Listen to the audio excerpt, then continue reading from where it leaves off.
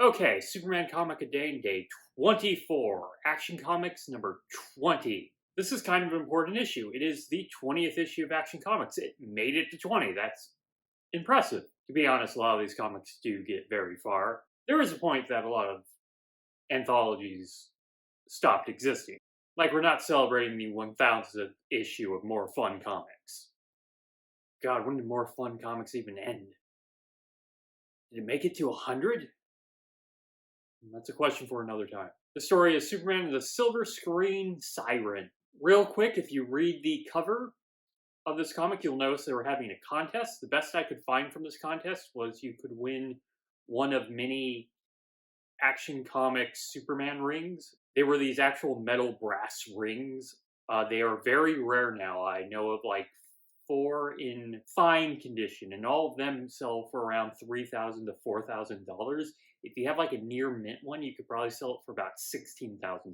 And seeing that I brought up price, this comic has in fact sold for about $16,000. If you have a near mint condition of Action Comics number 20, it is probably worth around $60,000.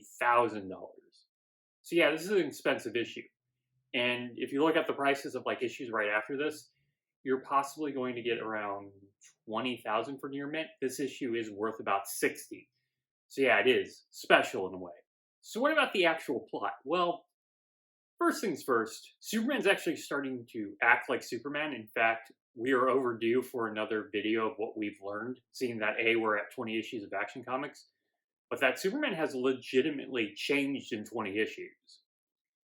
Yeah, he killed a dude in the last issue, but he's feeling more like Superman. He's saving people. He's being less of a dick at times.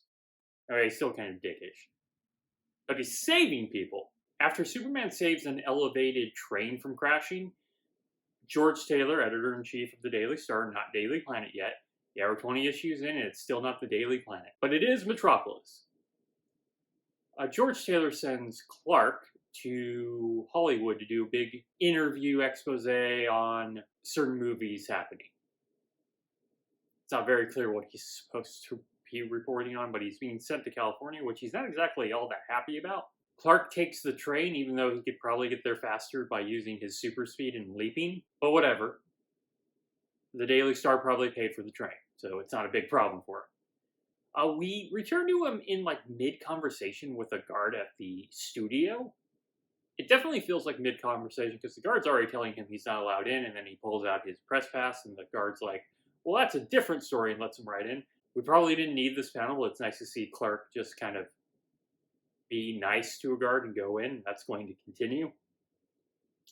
While on the tour and passing by a movie, Clark sees a man about to what looks like assassinate the star of the movie. He then lassos a cord and is able to pull him down, saving the starlet. This starlet being Dolores Winters, who's apparently one of the most famous actresses in Hollywood at this point, in the DC universe. Not our universe. Who also happens to look remarkably like Lois. I almost did Is This Lois game again, but like I think just throwing it out there gives you a clue that it is in fact not Lois. But she looks identical to Lois. It's always this problem with, like, you can find another hairstyle, right? I know it's a pretty prominent hairstyle, but like women had more than one hairstyle in the 1940s. And we are in the 1940s now. We're like halfway through 1940. But Superman is very much in the 1940s now. Dolores is so grateful she agrees to an interview with Clark. Clark shows up to her mansion for the interview, but the butler won't let him in, and when he sees Dolores walk by, she seems to have like no clue who he is and doesn't want to have anything to do with him, just kind of sends him away really cold. She's acting incredibly different, which is going to be my major complaint in this issue. So Clark just kind of goes back to his hotel and he complains about women being puzzles, which is not even remotely true to the situation. This really irritates me because it's like a moment where Superman is being really dumb. It reminds me of Sherlock Holmes and the Orange Pips, which is a famous story where Sherlock Holmes fails, but like reading the story, he only really fails because he's really dumb at that moment. Like, he has to be written less intelligent for this to happen. Because in the 5 Orange Pips, a guy shows up who's clearly in danger. He knows someone's trying to kill him. Sherlock knows someone's trying to kill him. Someone has tried to kill him on his way to Sherlock's. There is a storm happening in very low visibility. And instead of sending Watson, which he usually does in these circumstances, to watch the client until Sherlock can get there, he just lets the guy go home. Actually, it would have been smarter to let the guy stay with them until Sherlock went out. But instead, the next day, Sherlock finds out that he was killed on his way home. Obviously, they were trying to kill him. You should have figured that out. But no, we have to let this plot happen the way it happens. So Clark should be suspicious of how different Dolores seems to be acting at this point. But instead, he just kind of throws it off to, women. Dolores then holds this big party on a yacht, inviting some of the richest people possibly in the world, but we'll just say kind of like California, so probably studio heads, maybe a few executives, but they're very rich.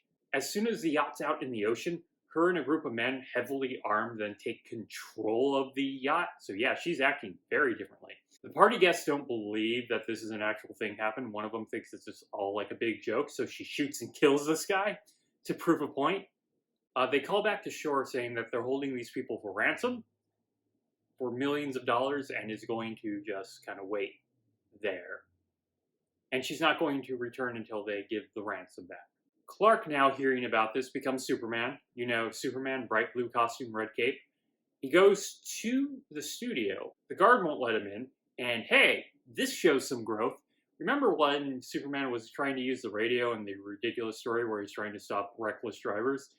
And when he's told no, he not only breaks through a wall, but he starts just pushing around the host of the radio show or the manager who's just trying to do their job. Well, he doesn't do this with this guard, which he can easily do. He just kind of walks away and then jumps right over the wall and climbs over to the head of the studio where he just happens to be in time to see a letter kind of magically teleport in front of the studio head. The letter details where they're to leave the ransom and how much. So Superman goes over to this lighthouse where they're supposed to leave it to watch what happens. They drop the money and the money goes under the water. He goes under the water and sees a submarine, which will be seen more of because we are very close to Superman stories being affected by World War II. World War II is happening right now. The United States is not in World War II, so it's a worry. It shows up, but he's not directly involved with something World War II-ish because America can sort of ignore it. So he follows the submarine, even holding onto it, very Indiana Jones and the Raiders of the Lost Ark, and it goes under, which is actually really cool. It's a underwater secret base. There hasn't been many crazy kind of things these villains have in this big fantastical story where they're fighting a guy who is bulletproof and can lift a planet.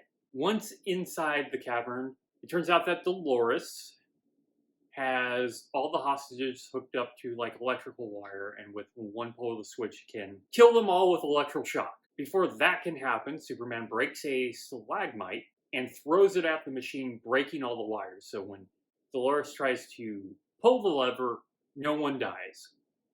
Dolores now faced with Superman, someone that Dolores cannot defeat. Dolores instead picks up a fiery piece of wood created from the damage Superman caused and starts waving it in the face of one of the hostages. Probably not fast enough to get away with this. It's in this moment, looking into Dolores' eyes, that Superman realizes, also thinking that the only other person who had a device that could magically teleport a letter in front of somebody, that Dolores is the Ultra-Humanite who died in the last issue. And he is right. And this becomes kind of the Ultra-Humanite's gimmick when the Ultra-Humanite finally comes back, because we don't have many issues with the Ultra-Humanite left. He's going to be replaced. And the comic, when the Ultra-Humanite is in Dolores' body, constantly refers to them as she. I think it would be more appropriate to call Dolores he at this point, because it is the Ultra-Humanite. I don't think there's anything left of Dolores. I'm pretty sure she's dead, sadly. Which is really Superman's fault, because if someone was trying to kill her at the movie studio, why wouldn't he continue to follow her to make sure she's safe? He does this when Lois just leaves the house. That's how paranoid he is that Lois is going to die or get into some sort of trouble. But now he just kind of lets Dolores go on with her life. And why was that guy trying to kill her? Because if he was an Ultra Humanite henchman, wouldn't trying to kill her just completely screw over the Ultra Humanite's plan here? And if we're going to bring up this plan of the Ultra Humanite, the Ultra Humanite's whole plan is just to get a lot of money. You'd probably just be better off just being Dolores' body and continue to act, because you're probably making not as much money as you're probably going to make off of this hostage situation, but you're making a lot of money. And if your end goal is just to make a lot of money, why don't you just take over the body of any rich person in the world and you'd basically be fixed? Like, Bruce Wayne exists at this point. Yeah, they're not. The universe is not like a universe yet. They're kind of separated, but like, he has infinite money and doesn't seem to be doing anything. Yeah, we know he's Batman, but Ultra Humanite doesn't know that.